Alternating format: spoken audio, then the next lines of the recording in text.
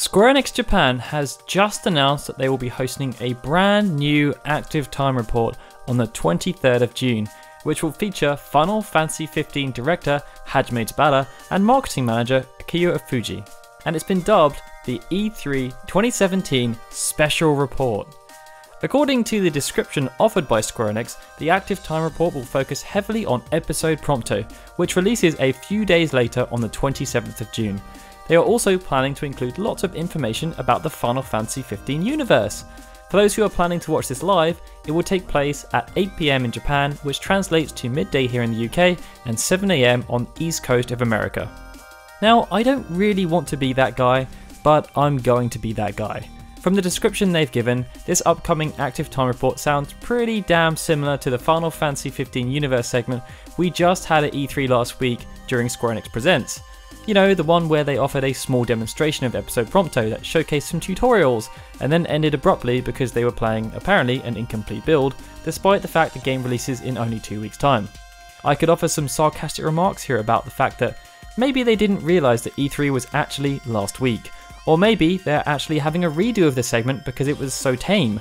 But the reality is that they are probably just doing it for their Japanese audiences, as unlike many of the other Square Enix Japan segments throughout their Square Enix Presents lineup, the Final Fantasy XV Universe segment was in English only. If that is the case, then perhaps it won't be all that interesting, and I want to somewhat dampen expectations around this, but you know me, I always like to try and stay moderately optimistic, and going along with that line of thinking, I'm therefore genuinely curious as to what they're going to show that they couldn't have shown at any point over the last 2 or 3 weeks. I mean, they seem full of surprises right now, as despite having ample time during the show, they decided to wait until after E3 finished to release this absolutely hype-fueled trailer for the DLC pack that has everyone in a spin. The only realistic possibility I'm feeling at this moment in time is that they could show off a small teaser for episode Ignis. This is exactly what they did with episode Prompto, as alongside the launch of episode Gladiolus, they released this teaser trailer, which got everyone talking about what it may be about.